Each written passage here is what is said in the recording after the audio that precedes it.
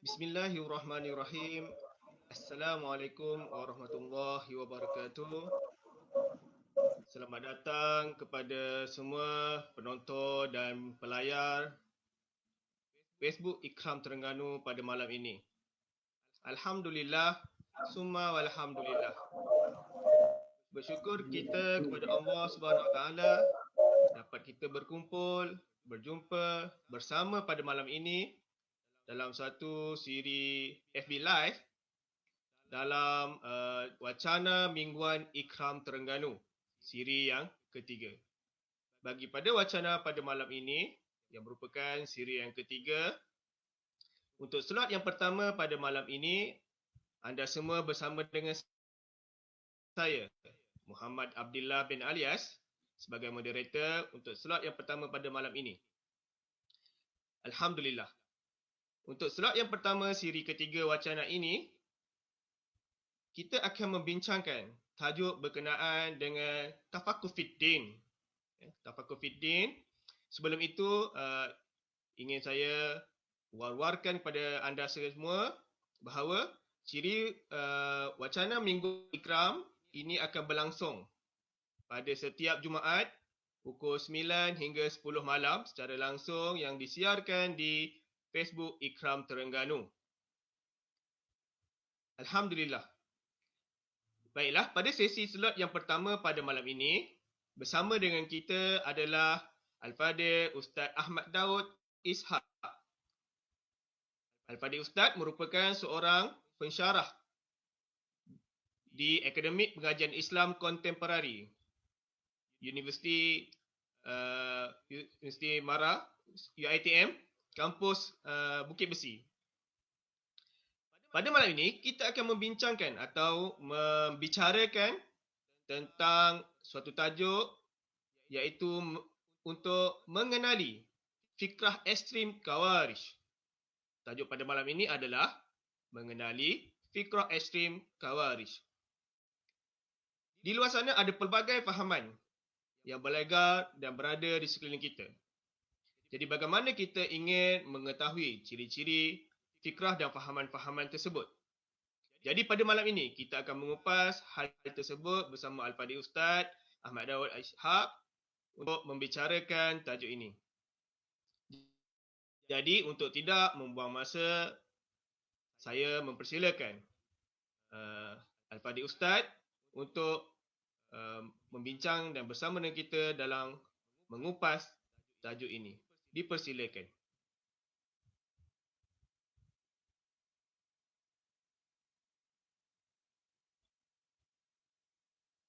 Assalamualaikum warahmatullahi wabarakatuh. Alhamdulillah. Waalaikumsalam Nahmaduhu wa Nahmaduhu wa nasta'inuhu wa nastaghfiruh. Wa na'udzu billah min shururi anfusina wa sayyiati a'malina. Wa man yahdihillahu fala mudilla lahu wa man yudlilhu fala hadiya lahu. Salli wa usallim ala habibina imamina al-muttaqin wa qaidatina al-mujahidin wa ala alihi wa man tabi'ahum bi ihsan ila yaumiddin. Alhamdulillah, nashkurullah, nastaghfiruh. Sama-sama kita bersyukur kepada Allah Azza wa Jalla dan memohon keampunan agar Allah Azza wa Jalla memberikan hidayah dan petunjuk kita. Alhamdulillah, sama-sama muslimin dan muslimat yang bersama kita pada malam ini. Kita akan dan juga sikap yang diamalkan, yang dianuti oleh satu golongan yang kita terdengar dan kita tahu disebut beberapa tempat di dalam media dan sebagainya tentang apa yang kita namakan sebagai Al-Khawarij. Sebelum saya pergi lebih lanjut panjang lagi, kita letakkan satu asas bagi menjelaskan arah perbincangan kita, apa yang dilihat di dalam pemikiran ataupun ideologi Khawarij. Ideologi dan fikrah Khawarij, kalau difahami secara awam, secara umum, ia adalah boleh diletakkan dia sebagai pahaman aliran kiri yang mana bila kita fahaman aliran kiri, maka dia telah diletakkan sebagai satu yang berbeza daripada fahaman Islam yang dilihat sebagai wa kadzalika ja'alnakum ummatan wasata litakunu syuhada'a 'alan nas wa yakuna ar-rasulu 'alaikum syahida. Al-Quran meletakkan umat Islam ini yang diwakili oleh Ahlus Sunnah wal Jamaah supaya mereka mengambil jalan wasat, iaitu jalan pertengahan, atau dinamakan juga sebagai moderation. Maka bila kita lihat Khawarij mengambil jalan kiri ataupun jalan aliran kiri, maka ia adalah satu perkara yang menyalahi daripada kedudukan yang asal. Saya cuba menyorot beberapa benih-benih awal, ya, tentang sebelum kita kata fikrah ideologi Khawarij. Benih-benih awal, saya nak mulakan dengan bagaimana kita tengok hadis ini, satu hadis yang dibaca dan masyhur diucapkan di mana-mana, iaitu apabila Aisyah radhiyallahu anha didatangi oleh tiga pemuda, tiga lelaki, rijal, yang apabila bertanya tentang amalan-amalan Rasul sallallahu alaihi wasallam. Lalu tiga lelaki ini mendapati amalan Nabi itu sedikit. Lalu mereka menyatakan tak mengapalah kerana ia adalah Nabi sallallahu alaihi wasallam. Maka mereka pun berpakat, tiga orang ini, supaya ada yang menyatakan saya mahu berpuasa dan tidak mahu berbuka. Ada yang menyatakan saya akan berqiyamul lail dan tidak akan tidur. Dan ada yang lain menyatakan bahawa saya adalah tidak akan berkahwin kerana meletakkan jalan pengorbanan untuk agama Allah Azza wa Jalla dan memberi tumpuan kepada agama Islam. Lalu hal itu didengar oleh Aisyah radhiyallahu anha. Dan apabila Rasulullah sallallahu alaihi wasallam kembali lalu diceritakan kisah ini, maka Rasulullah sallallahu alaihi wasallam pergi berjumpa lelaki ini dengan mengatakan bahawa aku adalah Rasul sallallahu alaihi wasallam. Maka aku telah melaksanakan puasa dan aku berbuka. Dan aku telah mendirikan qiyamul lail dan aku juga tidur. Dan aku juga mengahwini wanita. Lalu Rasulullah menjelaskan, barang siapa yang menyalahi daripada amalan Rasulullah, maka dia bukan daripada umatku. Itu satu kedudukan yang kita kata benih asal ataupun benih awal. Kemudian satu lagi benih awal juga adalah kita melihat ada kisah di mana ketika Rasulullah sallallahu alaihi wasallam mengagihkan ghanimah, lalu ada lelaki Badawi telah menegur Rasul sallallahu alaihi wasallam bahawa menyatakan bahawa pembahagian ini tidak adil. Lalu Rasulullah pun menjawab kepadanya, aku adalah Rasul sallallahu alaihi wasallam kepada kamu. Aku adalah orang-orang yang boleh berlaku adil kepada kamu. Dan siapa menyatakan saya ini tidak adil, maka siapa lagi yang boleh melakukan keadilan kepada kamu. Jadi ini hal-hal kita kata benih. Walaupun zaman Rasulullah SAW belum perkara ini sudah ada benihnya, tetapi tidak berkembang. Kerana ia boleh dinasihati, dibetulkan dan diperbaiki oleh Rasul sallallahu alaihi wasallam. Contoh yang ketiga, apabila satu ketika para sahabat membaca syair dan mengingatkan kisah-kisah perperangan jahiliyah, hampir-hampir para sahabat ini bertempur sekali lagi, seperti mana yang berlaku antara Ansar dan Muhajirin. Lalu ketika itu baru Rasulullah menjelaskan bahawa kamu mahu berkelahi dan berkembali balik bermusuh seperti berada dalam zaman dahulu. Aku masih lagi berada bersama-sama dengan kamu. Maka itu hal-hal yang dikatakan sebagai benih-benih yang kita lihat wujud dalam masyarakat umat Islam walaupun ketika Nabi SAW masih ada. Jadi itu hal yang kita letakkan daripada peringkat permulaan bagi menggambarkan suasana-suasana ini. Rupa-rupanya benih itu ada. Sebab kita tidak boleh lari daripada kedudukan insan sebagai manusia. Kita diberi Allah Azza wa Jalla suatu nafsu yang diletakkan menjadi asas kuat, cabaran kuat kepada umat Islam itu dan seluruh manusia. Disebut dalam surah Yusuf. Sebab itu dia disebut sebagai innan nafsal la'ammarata bisu. Sesungguhnya nafsu ammarah itu akan membawa manusia kepada kejahatan. Dan ini dalam kedudukan umat Islam, Allah Azza wa Jalla menjadikannya sebagai suatu peranti, sebagai suatu galang ganti agar mereka itu mampu menguatkan, melawan jihadun nafs supaya mereka menangkan keimanan, syariat dan juga jalan-jalan panduan Allah ke atas hawa nafsu mereka. Lalu mereka itu akan diberi ganjaran yang lebih baik dan diberi kejayaan. Jadi kita kembali balik pada persoalan-persoalan apa yang kita sebut sebagai hal yang berkait dengan khawarij. Kita kenali perkara-perkara khawarij ini. InsyaAllah saya cuba mengambil satu pendekatan ataupun satu pandangan yang digunakan oleh Syekh Al-Ajuri. Al-Ajuri menggambarkan kepada kita kedudukan hal-hal yang khawarij, iaitu lam yakhtalif al-ulama qadiman wa haditha anna al-khawarij qaumun su'un asatun lillahi azza wa jalla wa li rasulihi sallallahu alaihi wasallam wa in sallu wa samu واجتهدوا في العبادة فليس ذلك بنافع لهم وإن أظهروا الأمر بالمعروف والنهي عن المنكر وليس ذلك بنافع لهم لأنهم قوم يتأولون القرآن على ما يهوون ويموهون على المسلمين ثم إنهم بعد ذلك خرجوا من بلدان شتى واجتمعوا وأظهروا الأمر بالمعروف والنهي عن المنكر حتى قدموا المدينة فقتلوا عثمان بن عفان رضي الله عنه واجتمعوا وأظهروا والأمر بالمعروف النهي عن المنكر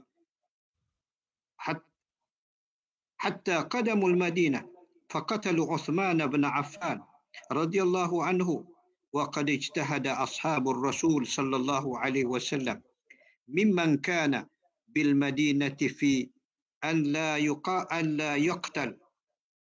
يقتل عثمان فما أطاقوا على ذلك رضي الله عنهم.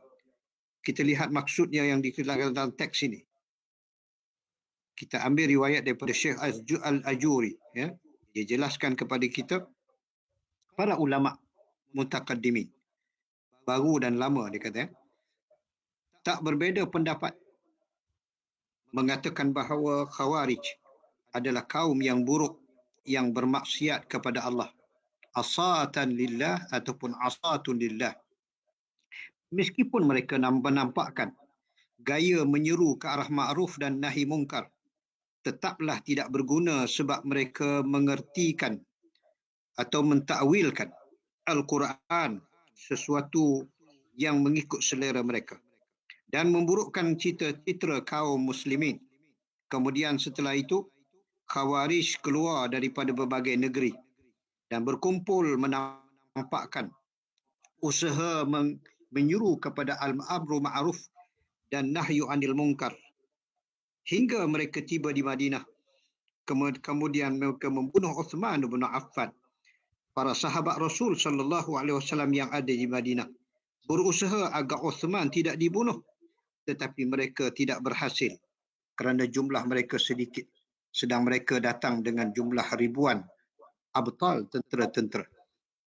Ini satu kedudukan. Dan kita bawa satu lagi.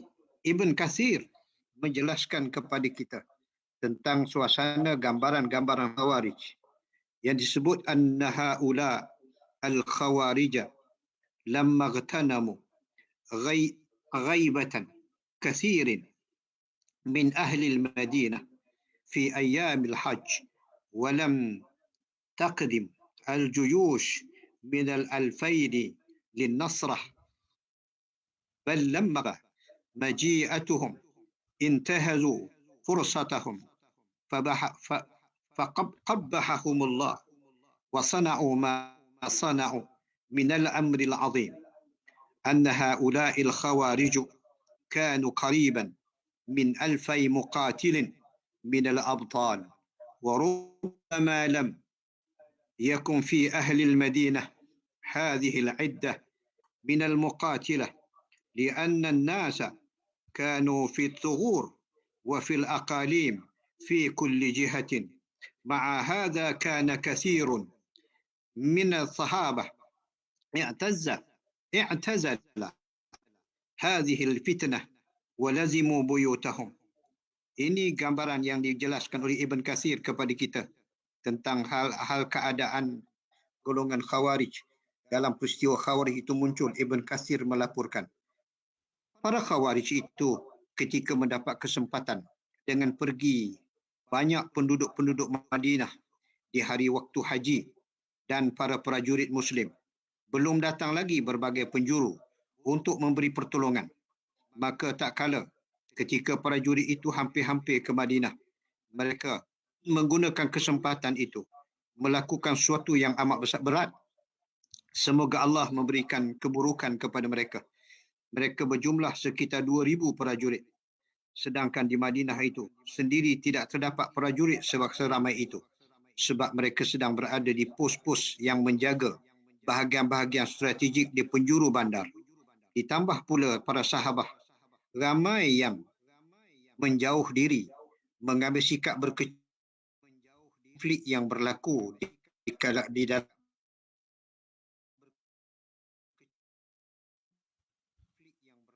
katakan digambarkan dan Ibn Katsir tentang keadaan-keadaan mereka ini. Lalu kita kupas sedikit-sedikit satu siapa Khawarij itu dari segi ta'rifan, pengenalan.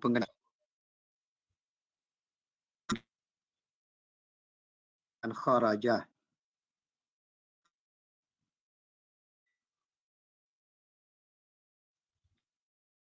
Yakhruju keluar. Nyatakan kharaj keluar ataupun muncul ataupun tampil melakukan sesuatu aksi yang tidak disangka, yang tidak diduga-duga. Berdasarkan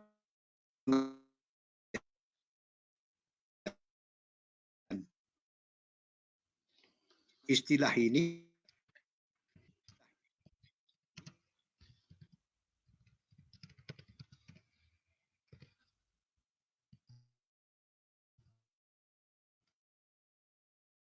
Logi pula adalah satu kelompok aliran pengikut Sayyidina Ali bin Abi Talib yang keluar meninggalkan barisan mereka, tidak sepakat dengan keputusan khalifah yang menerima majlis tahkim, iaitu majlis perdamaian antara Muawiyah dengan Sayyidina Ali apabila hampir-hampir tentera Muawiyah itu hendak dikalahkan. Lalu mereka itu mengadakan tahkim, iaitu menjunjung Quran di hujung tombak, menginginkan perdamaian. Pada mulanya Ali karamallahu wajhah radhiyallahu anhu tidak mahu menerima, tetapi malangnya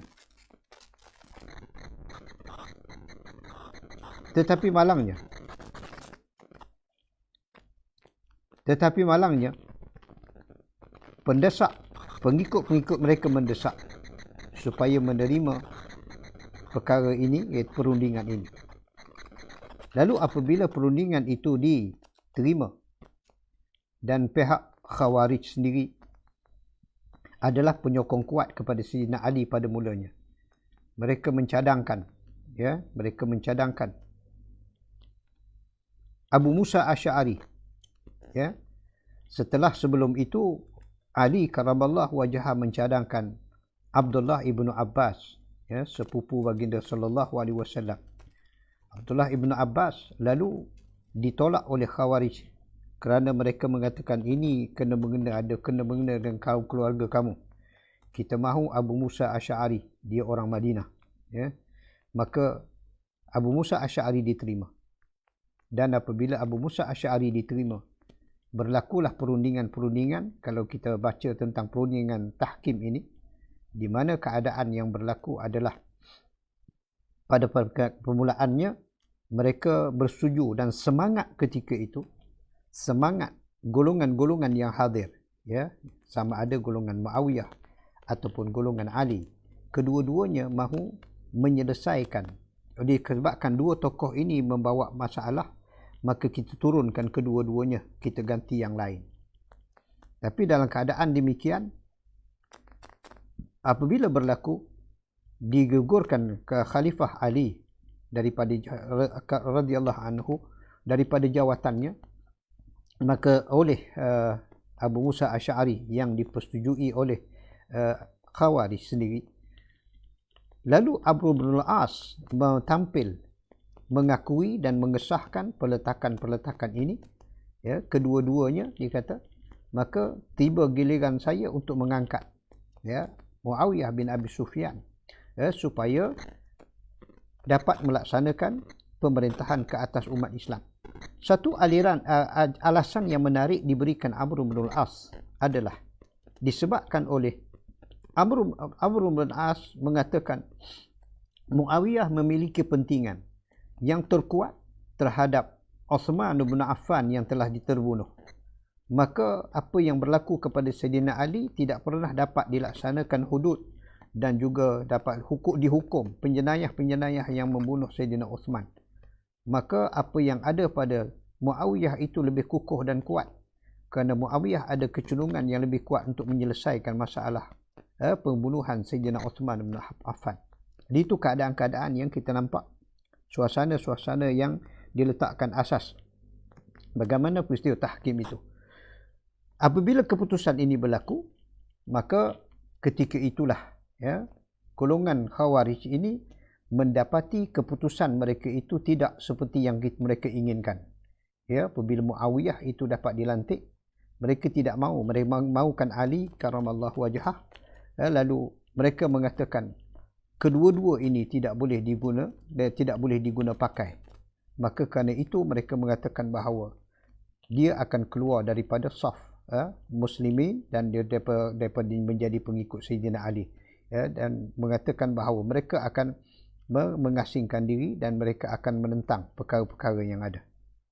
Jadi ini hal-hal yang kita lihat dari satu sudut atau belakang pertikaian dan perpecahannya. Dan kelompok yang keluar barisan kaum muslimin menganggap tidak sah maupun bentuk kepimpinan yang tidak berhukum dengan Tuhan, itu alasan yang mereka berikan. Dan mereka akan mengkafirkan siapa yang melakukan perbuatan dosa besar dan kekal, mereka mengatakan kekal di dalamnya. Jadi hal-hal yang seperti ini kita lihat perkara-perkara yang dikatakan, yang dimaksudkan dengan keluar tadi adalah mereka keluar daripada saf muslimin, disebabkan oleh perkara-perkara yang dilakukan berdasarkan kepada kedudukan suasana politik ummah, ya, suasana politik ummah, pertikaian politik ummah. Kemudian di sana ada hal-hal yang juga berjalin rapat dengan hukum hakam. Di mana jalinan rapat dengan hukum hakam, bagaimana mereka tidak bersetuju dengan pemerintah mengambil alasan agama. Itu suatu suasana yang kita nampak. Dan maka itu daripada politik dia akan membawa keputusan kepada i'tiqad ataupun kepercayaan ataupun hukum hakam fiqh, ya. Yang pertama, hal-hal yang berkaitan dengan dosa ini dan juga pahala ini, hal-hal yang berkait dengan i'tiqad, ya, di mana kedudukan kesudahannya ke syurga atau ke neraka. Kemudian mulanya politik, kemudian i'tiqad, kemudian hal-hal yang nantinya berkait dengan fikih, iaitu soal boleh bunuh ke atau tidak boleh bunuh, ya, seseorang yang memberontak dan sebagainya. Maka di sinilah berlaku hal-hal yang mempunyai kaitan-kaitan dan fikrah, ideologi-ideologi yang kita cuba fahami pada malam ini supaya kita tahu mengapa mereka ini melakukan keputusan yang sangat luar biasa mereka itu, ya, iaitu berbeza betul daripada kedudukan Ahlussunnah wal Jamaah, sikap politik mereka, sikap i'tiqad mereka, hukum hakam mereka. Jadi inilah perkara yang kita cuba letakkan pada malam ini, insya-Allah. Di samping itu saya melihat juga beberapa pandangan-pandangan mutakallimin atau dipanggil muslim teologi, teolog muslim ataupun pandangan-pandangan muslimin tentang mereka ini supaya kita kenal. Abu Hasan Asy'ari sendiri pengasas kepada mutakallimin Asy'ariyah yang kita kenal mengatakan bahawa Khawarij ini dinisbahkan kepada mereka yang keluar daripada khalifah keempat Sayyidina Ali ibn Abi Talib. Sebab penamaan itu kerana mereka keluar daripada pemerintah Ali dan sebenarnya mereka keluar daripada saf umat Islam yang pada ketika itu Ali karamallahu wajhah menjadi khalifah. Artinya bila keluar daripada Sayyidina Ali, dia keluar daripada ketaatan jamaah muslimin yang besar, jamaah kekhilafahan yang membabitkan kekhilafahan. Maka perkara ini dalam asal pandangan sunnah wal jamaahnya, hal ini tidak boleh berlaku. Perkara ini tidak boleh berlaku. Tapi mereka telah melaksanakannya berdasarkan kepercayaan dan keyakinan bahawa kedua-dua Umayyah dan juga Ali, dia sudah melanggar keputusan Allah Azza wa Jalla dan mereka meletakkan bahawa mereka ini sudah tidak lagi beriktikad dengan iktikad keislaman yang baik. Jadi itu hal disebut oleh Abu Hasan Asy'ari. Syekh Syahrastani, itu ahli keagamaan dan juga pembandingan keagamaan, mengatakan bahawa penamaan Khawarij mutlak dialamatkan kepada siapa yang keluar daripada imam yang sah disepakati oleh majoriti kaum muslimin, baik pada masa sahabat Khulafa' ar-Rasyidin ataupun pada masa at-tabi'in ataupun masa-masa setelahnya dan sampailah kepada hari ini.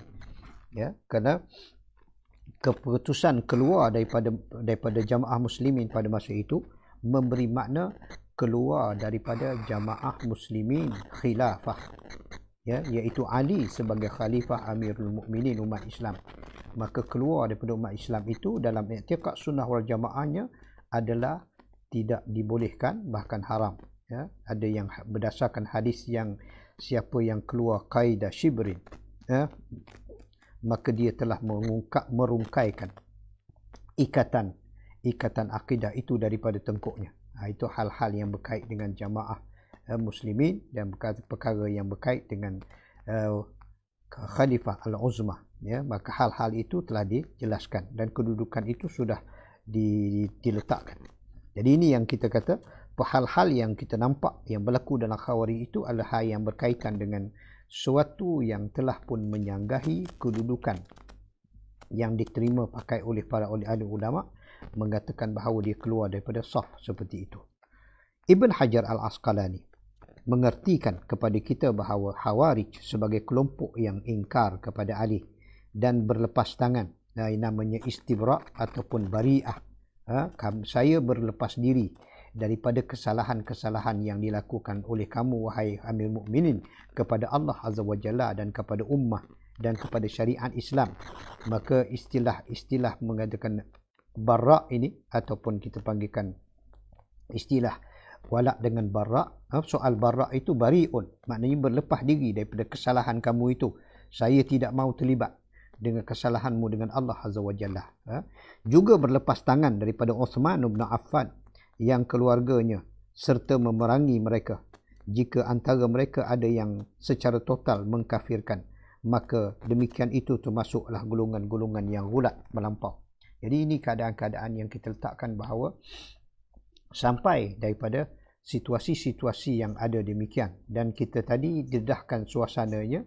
Kalau kita ikutkan kedudukannya, riwayat yang telah disebut oleh As-Sajuri tadi menjelaskan bahawa, dan begitu juga Ibnu Katsir juga ada menjelaskan yang terlibat membunuh Uthman itu adalah kalangan mereka. Jadi sebab itu hal-hal yang berkaitan dengan bagaimana mencari pembunuh itu cuba digagalkan, supaya kesalahan tetap diletakkan ke atas Khalifah Amirul Mukminin, kerana kegagalannya, dan oleh kerana kedua-duanya ini diberi alasan mengatakan kedua-duanya ini pun gagal, maka sama ada Muawiyah dan juga Ali, kedua-duanya gagal untuk menyelesaikan masalah umat Islam. Jadi itu keadaan-keadaan yang mereka berada dalam situasi seperti itu. Dan bagaimana dia menghadapi kedua-dua ini? Khawarij menghadapi kedua-dua khalifah, kedua-dua pemimpin. Muawiyah ketika Ali karamallahu wajhu memerintah, dia jadi gubernur, letak di sana. Kemudian Ali masih lagi Amir Mukminin, dalam keadaan yang demikian.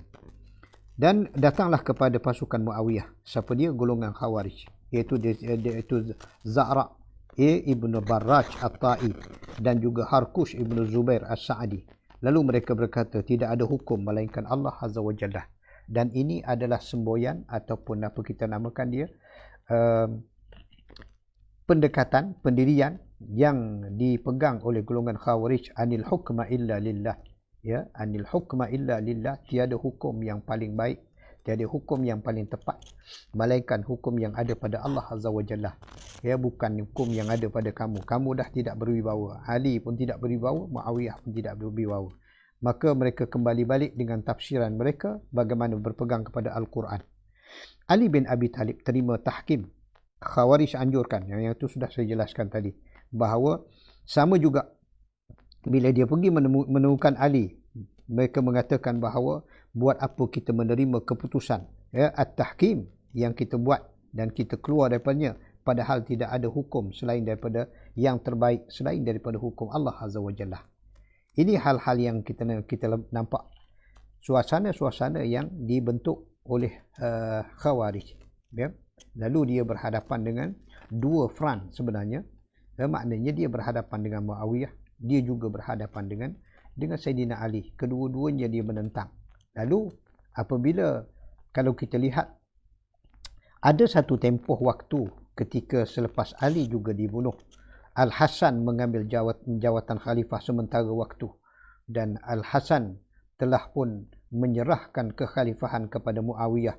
Itu secara resmi dan secara bersama seluruh umat Islam disatukan, sehingga sirah mencatat hari penyerahan kuasa daripada Hasan Ibn Ali kepada Muawiyah dinamakan Amul Jamaah. Amul Jamaah, mana ketika itu disatukan seluruh saf muslimin, golongan yang kepada Ali dan golongan kepada Muawiyah itu disatukan, dengan hal-hal yang diserahkan pimpinan oleh Hasan kepada Sayyidina Muawiyah. Jadi hal-hal ini kita lihat perkara yang berlaku dalam sejarah. Jadi saya rasa itu perkara-perkara yang kita buat latar belakang supaya kita memahami kedudukan, mengapa keluar, mengapa istihar, dan mengapa hal-hal yang ini berlaku, pertikaian Khawarij itu. Jadi kita lihat, mereka menamakan diri mereka Khawarij itu, tetapi telah dengan makna yang lain, iaitu dengan makna orang-orang yang keluar mahu menegakkan kebenaran. Seperti mana saya jelaskan tadi, mereka keluar untuk menegakkan al-amru bil ma'ruf an-nahyi 'anil munkar. Dan juga satu hal lagi mengata mereka keluar untuk mendirikan anil hukma illa lillah. Tidak ada hukum yang layak melainkan Al-Quranul Karim, tidak ada hukum yang layak melainkan hukum Allah Azza wa Jalla. Yang kamu lakukan ini hukum yang tidak layak dan tidak boleh diterima oleh kami, oleh mereka. Itu keadaan yang mereka. Sebab itu Sayyidina Ali mengatakan bahawa perkataan kamu ini betul, tetapi maksud dan kehendak kepada yang kamu lakukan ini adalah tidak benar. Kehendaknya adalah kamu perlu berada bersama saf muslimin, kamu tidak boleh membuat keputusan di luar daripada Ahlussunnah wal Jamaah ini, dan kamu tidak boleh sewenang-wenang mengkafirkan orang, khalifah dan manusia-manusia dalam keadaan menyalahi i'tiqad Sunnah wal Jamaah, bahawa golongan yang melakukan dosa besar itu dianggap kafir. Dan bila sebut dianggap kafir, maka halallah darah mereka untuk diperangi dan juga untuk dikalahkan. Maka itu siri-siri peperangan dilalui oleh Ali karamallahu wajhah dengan Khawarij, berterusan. Ada masanya Ali menang, ada masanya Khawarij menang. keadaan begitu berlaku. Jadi ini hal-hal yang kita katakan perkara-perkara yang terjalin beberapa perkara di dalam ini. Perpecahan ini berlaku disebabkan oleh pertamanya adalah soal siasah. Ya, siasah ini perkara tersembunyinya seperti mana yang kita kata Syekh Az-Zuri dan juga Syekh Ibn Kathir meriwayatkan menyembunyikan soal tingkah laku mereka yang membunuh Sayyidina Osman. Sedangkan Ali beserta dengan Muawiyah, mereka ini akan satu ketika nanti berpakat untuk mencari juga pembunuh Sayyidina Ali, Sayyidina Osman dan yang disokong oleh Muawiyah dan sokong oleh Ali. Lalu inilah hal-hal yang mereka menimbulkan sesuatu kekacauan supaya akhirnya usaha pencarian, usaha penyiasatan kepada Sayyidina Osman itu tidak berjaya. Maka peluang ini diletakkan kepada bahu kedua-dua gubernur dan juga khalifah. Khalifahnya Ali, Muawiyah itu sebagai gubernur. Jadi kedua-duanya itu tidak berjaya. Dianggap oleh mereka dan mereka letakkan hukuman. Daripada situ, daripada politik, mereka pun timbul isu persoalan-persoalan yang pembunuhan ini tidak menegakkan hukum Allah Azza wa Jalla. Ya, isu yang ditimbulkan adalah anil hukma illa lillah. Ya, hukum itu mesti untuk Allah Azza. Tegakkan hukum Allah, maknanya tegakkan hudud sebagainya. Maka itu satu perkara yang lain. Melangkah pada perkara yang ketiga adalah hal-hal yang berkaitan dengan hukum hakam, iaitu soal menumpahkan darah muslimin. Ya, jadi sebab itu kalau kita melihat i'tiqad sunnah wal jamaah, lebih lagi kalau kata salafi, ya, saya mengajar pelajar-pelajar dalam i'tiqad at-tahawiyah, akidah salafiyah, ya. Al-Imam Tahawi menjelaskan bahawa dalam i'tiqad sunnah wal jamaah dengan salaf, ahlus salaf, orang yang melakukan dosa besar itu mereka tidak diletakkan sebagai kafir sekiranya mereka meyakini Allah Azza wa Jalla, dan mereka itu melakukan perkara itu bukan menafikan pembunuhan itu suatu hal yang dibolehkan. Ya. Kemudian mereka tidak meletakkan bahawa mereka ini adalah golongan yang ahli neraka terus, tetapi mereka mengatakan sekiranya Allah menghendaki mereka akan diampunkan oleh Allah Azza wa Jalla. Tetapi sekiranya Allah kehendaki mereka akan diletakkan di dalam neraka Allah Azza wa Jalla. Namun perkara yang disepakati oleh salaf adalah orang-orang sekalipun mereka melakukan dosa besar, mereka tidak akan kekal dalam neraka Allah disebabkan mereka itu masih sembahyang dan mereka itu dianggap sebagai ahlul qiblah. Ya, ahlul qiblah itu maknanya orang yang masih lagi salat, masih lagi berzakat, masih lagi melaksanakan amalan-amalan Islam. Jadi orang-orang ini tidak diletakkan di dalam halal darahnya ataupun ahli nar, ya, sebagai hukuman. Satu perkara yang cermat di kalangan salafi adalah mereka tidak berani untuk menghukum, ya, akan golongan sekalipun mereka itu meletakkan kesalahan besar, tapi mereka katakan bahawa hukumannya ada pada Allah Azza wa Jalla, bukan pada kita. Kita mengatakan tidak putus asa supaya dia diampunkan oleh Allah Azza wa Jalla kesalahannya. Ya, dia diampun oleh Allah kesalahannya, dan kita minta sekiranya Allah kehendaki maka engkau akan dimasukkan ke neraka Allah Azza wa Jalla oleh kehendak Allah. Ya, kerana itu kesalahan yang Allah janjikan kepadamu. Tapi kami tidak meletakkan wajib masuk neraka Allah Azza wa Jalla. Tidak begitu. Itu akaid yang ada pada salafi, dan begitu juga yang diambil oleh sunnah wal jamaah. Seperti itu juga. Ya. Asasnya tidak boleh dilakukan dosa besar ini, tidak boleh dikatakan sebagai halal darah. Tidak boleh dikatakan dia sebagai akan terus masuk neraka Allah Azza wa Jalla. Akan masuk kekal dalam neraka Allah. Tidak boleh kata kekal. Telah disepakati bahawa yang melakukan dosa besar ini mereka akan masuk neraka Allah tapi tidak kekal di dalamnya sebab mereka itu ahlul qiblah. Dan salaf meletakkan juga bahawa orang-orang yang melakukan kesalahan ini sekiranya mereka menjadi imam, maka kita boleh mengikutinya, kecualilah imam itu mencegah kita daripada bersolat di belakang orang-orang yang melakukan dosa besar kerana mengelakkan fitnah. Imam sendiri, ya, imam yang memerintahkan kita begitu. Jadi itu keadaan-keadaan yang kita sebut sebagai bagaimana jauh kedudukan Khawarij itu daripada aliran politiknya, yang keduanya aliran i'tiqadnya, yang ketiganya aliran hukum hakam. Ketiga-tiga itu mereka terlibat. Itu secara kasar, ya.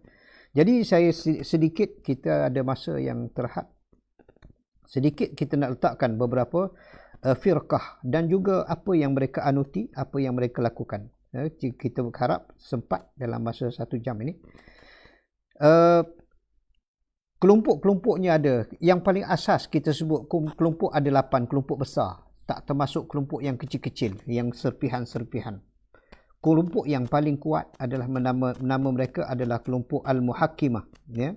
Kelompok Muhakkimah ini, mereka inilah yang menjadi orang kuat kepada Sayyidina Ali. Ya. Sebelum mereka itu mengisytiharkan keluar daripada saf muslimin. Mereka yang tidak mentaati Ali, ya, tapi sebelumnya mereka sangat kuat menyokong.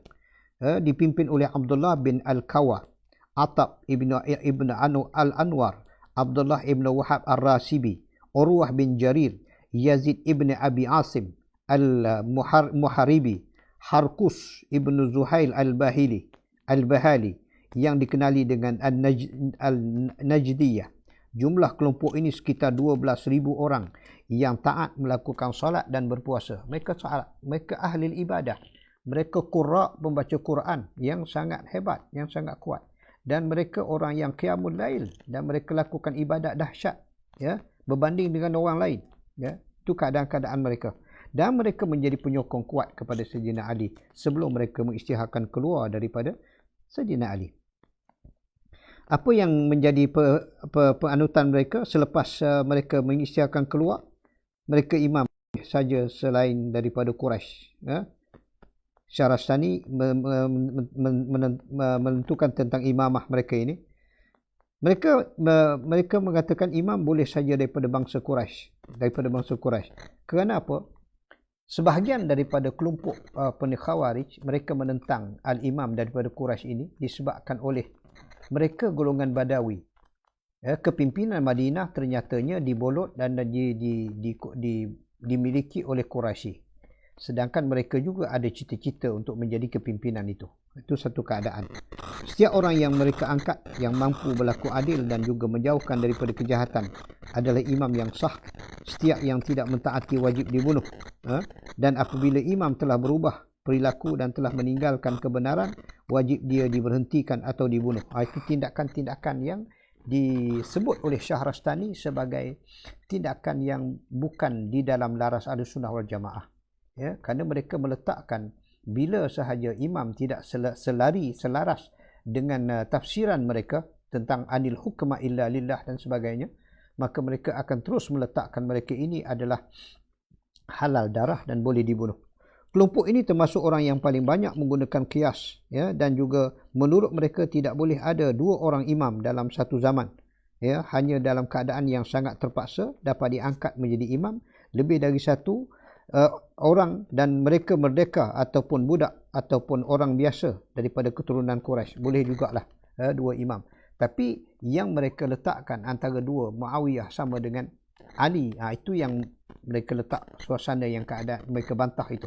Ini keadaan-keadaan yang kita lihat apa yang berlaku di kalangan Syiah. Saya tak akan ada masa banyak. Saya sedikit ambil dua kelompok dah saja lagi. Pertama, yang keduanya Az-Zariqah. Apa ideologi mereka? Kelompok yang pertama mengeluarkan orang yang tidak ikut bertempur daripada jajaran kaum muslimin sekalipun masih melaksanakan ajaran Islam. Mereka juga mengkafirkan orang-orang yang enggan berhijrah. Ya, berhijrah tu mereka dah ada kelompok dia, ada pengaruh dia, ada ajaran sendiri. Jadi sekarang ini mereka membentuk kelompok mereka, itulah ajarannya. Itu jadi masalah. Dalam pertempuran melawan para penentang, mereka memperbolehkan untuk membunuh anak-anak perempuan dan sebagainya. Itu pun langgar dah daripada kedudukan orang tua, anak-anak dan juga siapa dia yang tidak dibenarkan dibunuh. Itu pun banyak hal-hal yang ada. Jadi sebab itulah kita baca terus, ya. Yang lain kita baca kelompok aja. An-Najdah Az-Ziriyah, situ pun satu kelompok lain. Kita ambil satu pandangan mereka ni.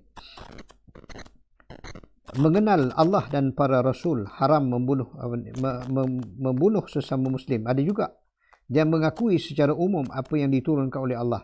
Semua ini wajib bagi setiap orang yang mengenal kejahilan dan tidak dapat dijadikan alasan.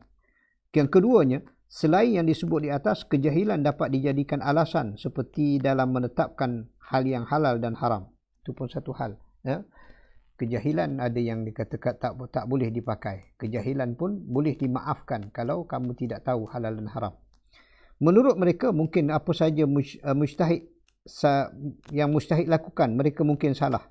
Dan kepadanya dapat dikenakan hukuman sebelum adanya bukti yang kuat memberatkan diri sebagai orang yang kafir. Ini maksudnya, kalau hukum itu tidak jelas pun ataupun kurang jelas, mereka boleh dah melakukan hukuman. Jadi perkara-perkara ini kita teringatkan hal yang berlaku dengan ISIS. Walaupun saya berjanji tak sentuh ISIS itu, hukum itu belum betul-betul nampak, belum betul-betul selesai, tapi mereka dah boleh hukum dah orang itu. Ya, dengan bertanya, ada kamu kelompok kami atau tidak? Bukan kelompok kami. Itu pun sudah boleh dibunuh yang berlaku pada ISIS. Jadi hal-hal demikian ada ciri Najdiyah, Aziriyah dan Najdat yang dilakukan oleh kelompok ini dalam Khawarij. Seterusnya kita banyak hal-hal yang baik lagi. Cuma perkara yang ini dikaitkan sebelum saya tutup adalah perkara ni ada tak zaman sekarang? Kita letakkan. Akaid ini zaman sekarang ni ada tak? Ya, kita lihat. Kelompok yang dinamakan sebagai tentera ataupun kelompok ini tidak ada secara yang nama penamaan zaman sahabat dahulu, tetapi ciri-cirinya itu masih ketara ya, di zaman mutaakhir ini. Ya. Sebab itu kita mengambil satu kelompok apa yang saya sebut tadi, Dr. Muhammad Imarah. Dia memberi justifikasi bagaimana golongan Khawarij ini menentang kuat sangat kepada Sayyidina Ali. Justifikasinya adalah mereka adalah golongan yang saleh, golongan qurra, pembaca Quran, golongan yang jaga ibadat, tetapi bacaan politik kampungan mereka itu berbeza dengan bacaan politik bandar yang sudah berlaku. Politik semasa. Kelainan itulah yang menyebabkan mereka merasakan bahawa mereka juga mahukan kepimpinan mereka. Mengapa Quraisy sahaja yang memperolehi kepimpinan ini? Itu pun satu faktor politik yang ada, ya, yang ditinjau oleh Syekh Muhammad Imarah. Ya, cuba lihat dalam keadaan yang itulah.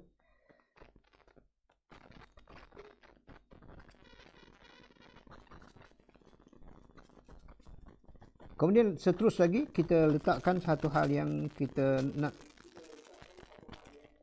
dikaitkan dengan golongan Salafi dan sebagainya. Kita tak perlulah kita nak kaitkan dengan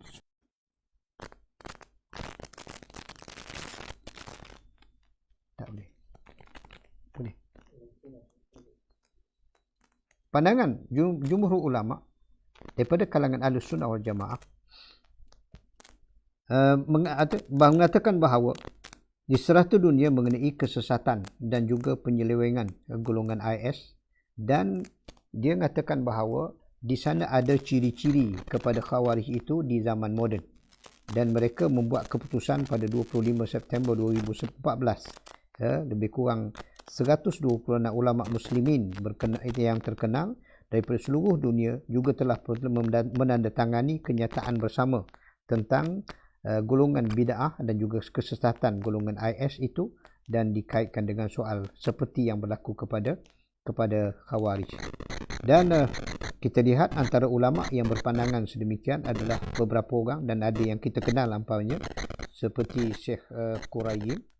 Apa lagi kalau kita cari lagi di sana ada lagi Kesatuan Ulama, Ganusi pun ada, kita Qardawi pun wujud, Syekh Ali Qarahdari yang hari ini menjadi setiausaha kepada setiausaha ulama.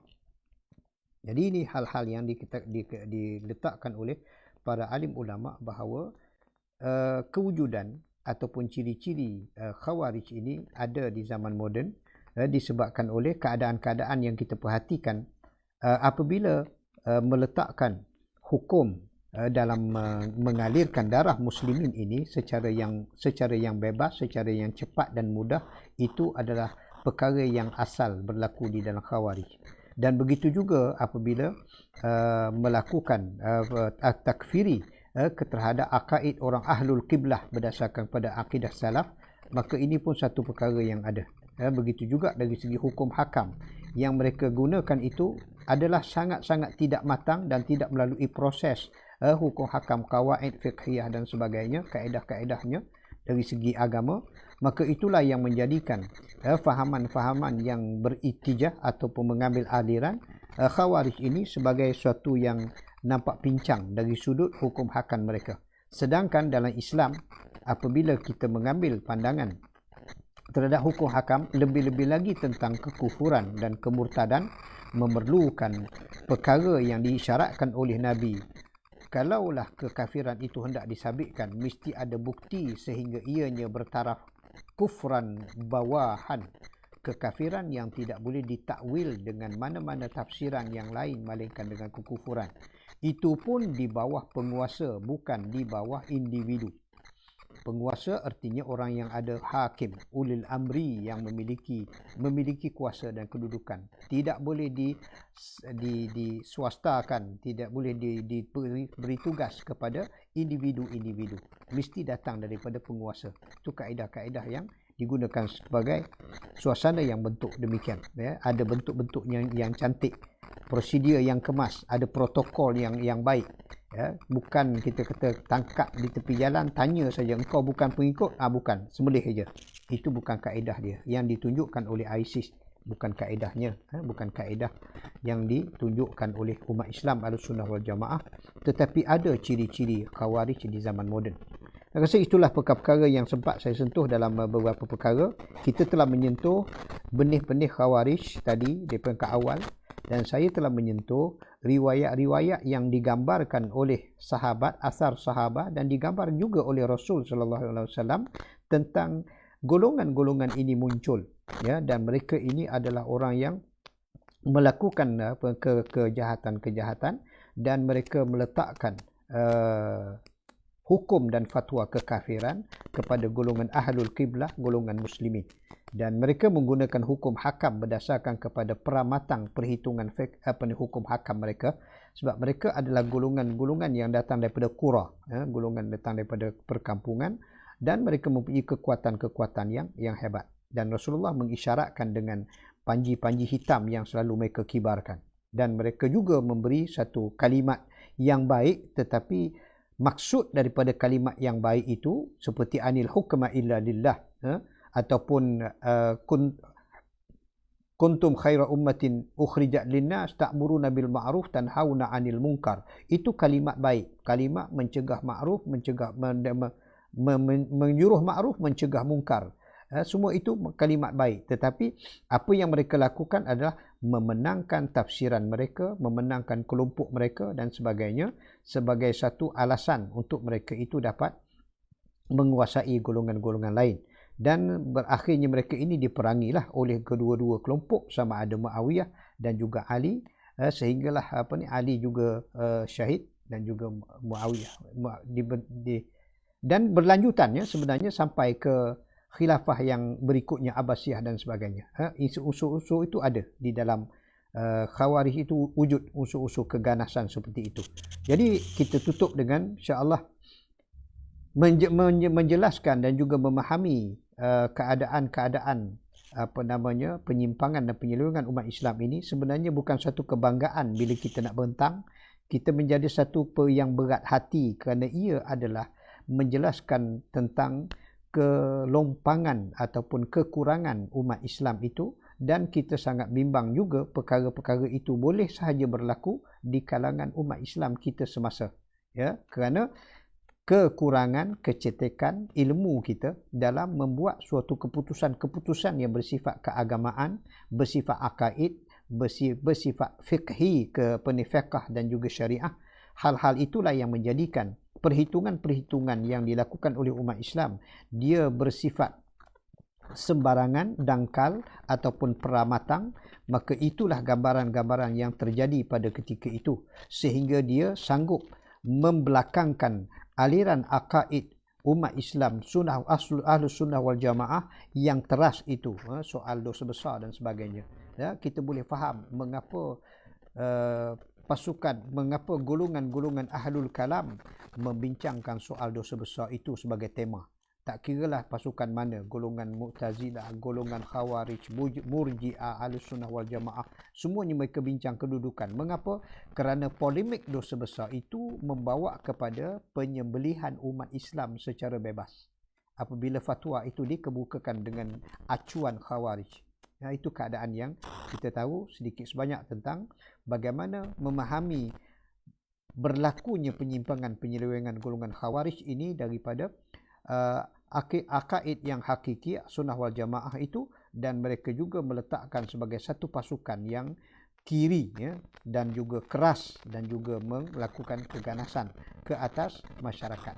Jadi perkara-perkara itu mudah-mudahan kita boleh memahaminya dengan baik dan kita bendung perkara itu daripada terjadi. Dan satu lagi penegasan yang saya jelaskan, itulah rahsia dan hikmahnya mengapa pandangan Ahlussunnah wal Jamaah perlu menjaga kepimpinan umat Islam itu, biarlah dalam suasana dalam keadaan mereka itu bersalah, tetapi berbanding dengan darah umat Islam itu ditumpahkan, lebih baik letak lagi yang bersalah itu daripada darah umat Islam ditumpahkan. Wallahu alam. Aqulu qali hadza wa astaghfirullah li wa lakum wa lisairil muslimin wal muslimat wal mu'minin wal mu'minatil ahya'i minhum amwat. Assalamualaikum warahmatullahi wabarakatuh.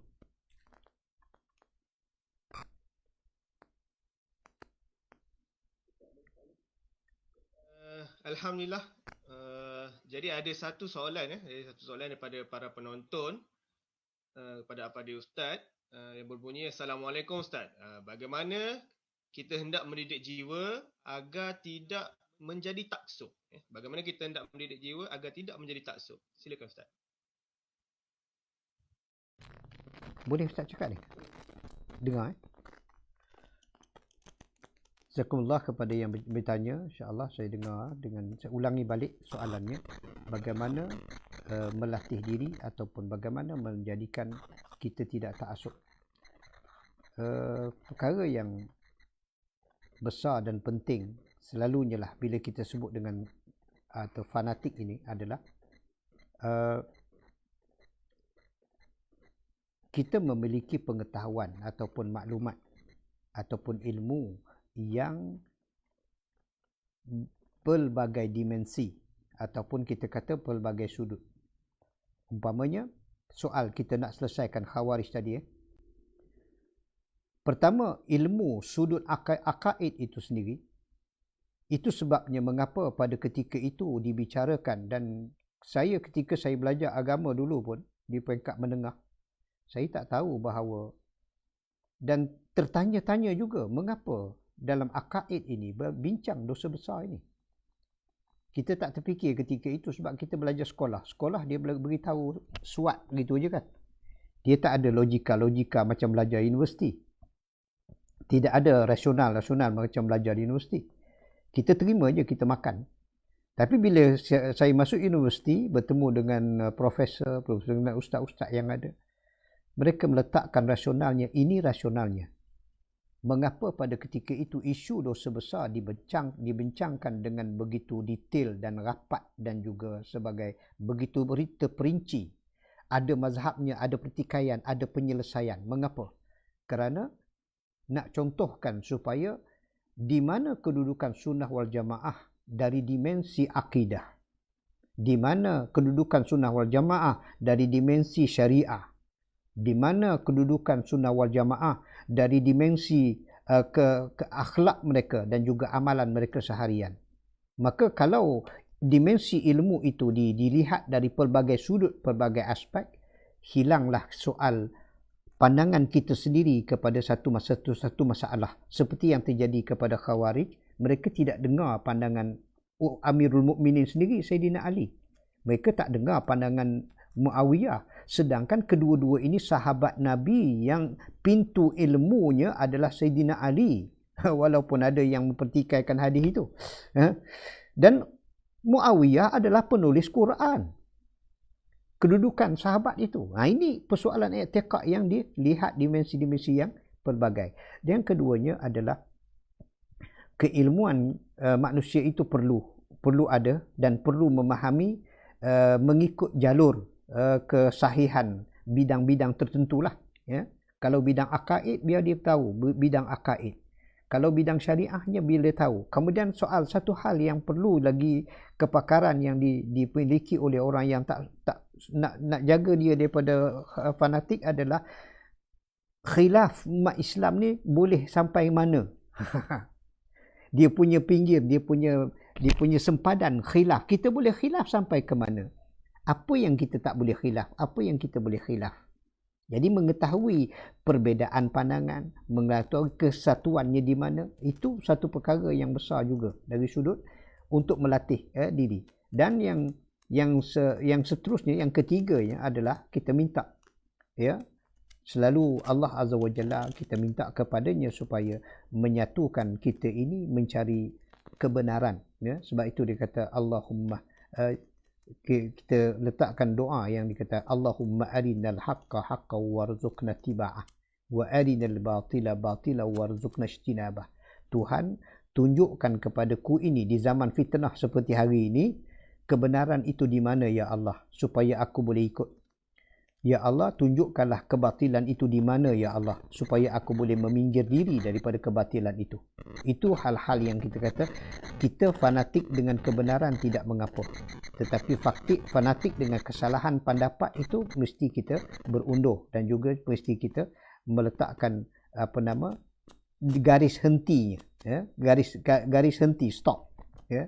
Kerana dah silap-silap lah, ya? Umpamanya hari ini contoh yang berlaku, bila kita dapati satu hukum daripada hadis dan ijtihad para alim ulama, maka kita dapat mengetahui, oh yang ini kedudukannya, hukumnya macam ni. Imam Syafi'i begini, Abu Hanifah begini, dan juga Imam Malik begini.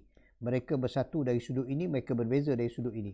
Ketika itu dia menyedari hakikat. Tak mengapa saya berada dalam Syafi'i, tetapi Imam Abu Hanifah adalah hukumnya yang berbagai. Jadi di sana ada kesejahteraan dalam jiwa dia, sebab memahami isu bagaimana perbezaan berlaku, di mana kesepakatan berlaku, di mana perbezaan berlaku. Jadi mudah-mudahan kita, ilmulah yang memimpin kita supaya tidak fanatik. Tetapi yang menjadi sangat fanatik itu apabila diputuskan dengan tanpa ilmu, tanpa perkaedahan, dan tanpa kita panggil prosedur adab yang perlu ada di dalam umat Islam. Wallahu a'lam.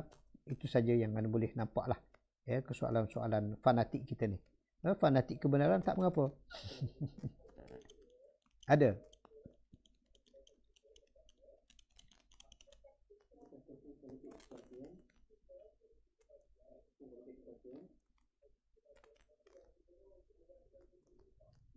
Apa tu?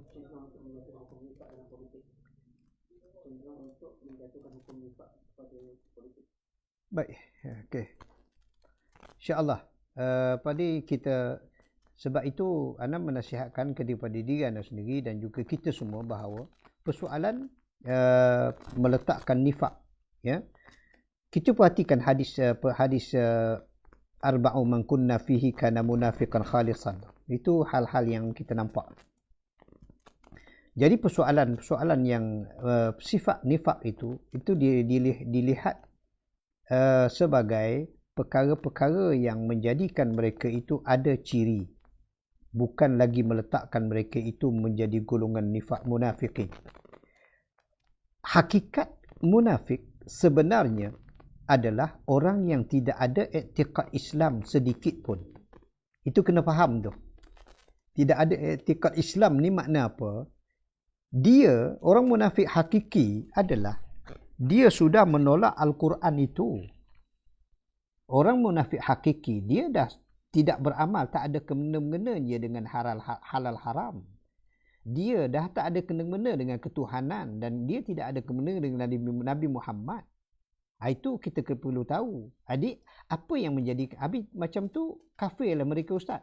Bukan kerana mereka masih lagi solat, masih lagi menunjukkan keislaman, tetapi hakikat dalam jiwa dan hati mereka tiada hubung kait lagi dengan keislaman itu. Itu sebabnya Nifak hakiki ini Allah telah letakkan dalam Al-Quran, innal munafiqin fid darkil asfali minan nar. Itu jelas. Sebab itu golongan yang munafik hakiki adalah ahlun nar. Tetapi yang disebut dalam hadis itu adalah satu hal yang menunjuk ada ciri-cirinya. Berawasilah supaya jangan kita, kalau kita kata melanggar hukum Allah, jangan sampai kita menghalalkan perkara itu. Itu ada dalam i'tiqad salafi pun ada. Dalam i'tiqad sunnah wal jamaah yang menjadi latar kepada salafi pun ada. Apa dia? Bila melakukan i'tiqad, melakukan pelanggaran hukum Allah, jangan sekali-kali menghalalkan benda yang haram, jangan sekali-kali mengharamkan perkara yang halal. Itu perkara yang menjadikan kita itu keluar daripada agama. Itu yang menjadi munafik hakiki, tetapi memang terkeluar daripada agama, terkeluar daripada Islam. Tapi kalau pelanggaran yang bersifat pelanggaran yang bersifat kita kata tidak tepat janji, antara ciri nifak. Tidak tepat janji itu bila dia tu bukanlah dia maksudkan kerana kelemahan dirinya dan sebagainya. Dan kalau tanya secara peribadi, dalam Islam tepat janji ni okey ke tak okey? Dia kata tak okey. Benda ni memang Tuhan marah. Tak akan jadi dia munafik, tetapi dia ada ciri-ciri itu. Tetapi hakikatnya dia tidak munafik dan dia tidak akan jadi orang munafik kekal dalam neraka tu. Tak. Ini keadaan yang cuba fahami hadis ini dengan baik, cuba cari huraian-huraian yang memuaskan, tuntas, menghuraikan perbezaan antara nifak hakiki dengan nifak ada ciri-ciri dia. Ciri-ciri dia, ciri-ciri nifaknya. Jadi dia mengurangkan keimanan kita, tetapi masih tidak menggugurkan keislaman kerana kita melaksanakan soal apa perkara yang menjadi ciri itu, iaitu akhlafa, menyalahi janji. Menyalahi janji bukan kerana dia kata menyalahi janji itu okey. Tak, dia kata tak boleh. Ini aib menyalahi janji. Habis kau menyalahi, itu kelemahan saya. Tak, dia tak jadi munafik. Itu ciri-ciri kelemahan iman. Jadi itulah rasa kedudukan tu kita kena tengok. Bila munafik hakiki yang disebut oleh Allah, annal munafiqin fid darkil asfali minan nar, yang ini memang munafik hakiki. Tetapi kalau perkara-perkara yang disebut oleh Rasulullah itu ada cirinya, ni kata munafikan khalisan itu, maka ciri-ciri itu dilaksanakan, tetapi tiada penafian, memang ada cirinya sahaja, tetapi dia tidak munafik.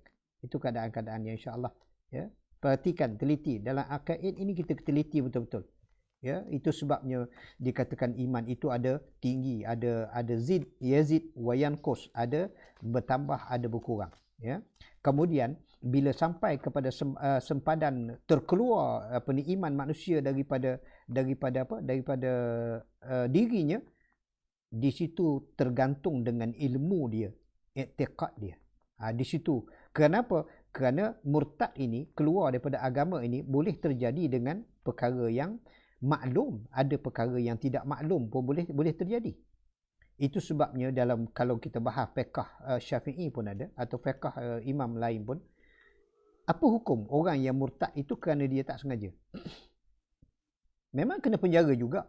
Apa boleh pancung terus macam ISIS? Tak. Prosedur mahkamah mesti berjalan. Soal selidik dulu, kau tahu ke tidak sebagainya. Oh, rupa-rupanya dia tidak faham, tapi hukum murtad dia sudah jatuh. Lalu dikurung berapa hari? Berbeza pandangan ulama fiqh. Berbeza pandangan ulama fiqh. Ada yang kata seminggu, ada yang tahan 3 hari, macam-macam ulama fiqh berikan. Matlamatnya supaya dia kembali balik kepada Islam. Dan kalau akhirnya dia tidak mahu kembali, dia bersungguh-sungguh, maka ketika itu barulah dia kenakan hukum faqtuluh. Dia prosedur dia memang banyaklah, ketelitian. Sebab itu kita balik pada isu yang kita bincang tadi, Ahlussunnah wal Jamaah sangat menumpukan aspek ketelitian, prosedur, kesederhanaan dan juga keilmuan yang proper, yang tinggi, supaya kita tidak buat kesilapan di dalam melaksanakan hukum, sama ada hukum i'tiqad ataupun hukum fiqh kita, dan juga perkara-perkara yang berkaitan dengan sikap akhlak umat Islam. Macam tadi pun soal nifak tidak tu akhlak umat Islam. Wallahu a'lam, insya-Allah.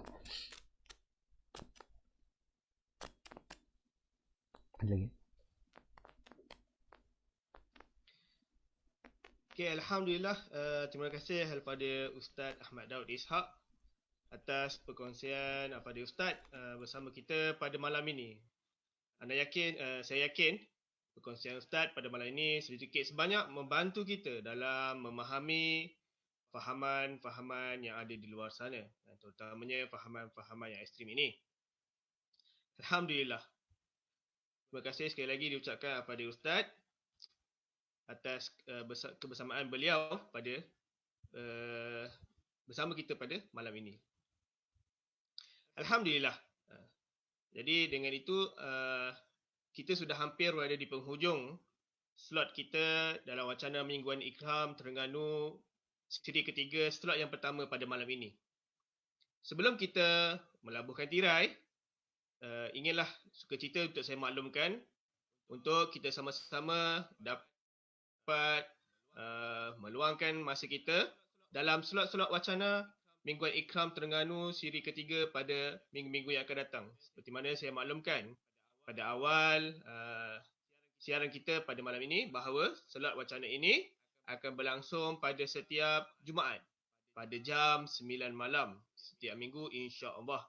Jadi pada minggu hadapan untuk slot yang kedua dalam siri wacana ini adalah berkenaan dengan slot kesihatan. Bersama insya-Allah pada minggu hadapan kita akan dalam slot yang kedua dalam siri yang ketiga ini adalah berkenaan dengan slot kesihatan. Kita tengok suasana COVID pada hari ini semakin meningkat, kerajaan melaksanakan PKP dan mengisytiharkan darurat dan sebagainya. Jadi kita akan tengok dan kupas pada minggu hadapan bersama dengan Dr. Safia Amaran. Dr. Safia Amaran dengan tajuk Ada Apa Dengan Kuarantin. Jadi insya-Allah kita bersama lagi pada minggu hadapan dalam siri-siri yang akan datang. Jadi yang baik kepada Allah Ta'ala, saya mohon maaf atas segala kekurangan sepanjang mengendalikan slot ini pada malam ini. InsyaAllah kita berjumpa lagi pada minggu hadapan. Terima kasih kepada para penonton, para pelayar, para pendengar kita pada malam ini insyaAllah. Moga-moga terus berada dalam rahmat dan kasih sayang Allah insyaAllah. Dengan itu, marilah kita sama-sama menangguhkan slot kita pada malam ini dengan tasbih kafarah dan solat as. Dan Assalamualaikum warahmatullahi wabarakatuh.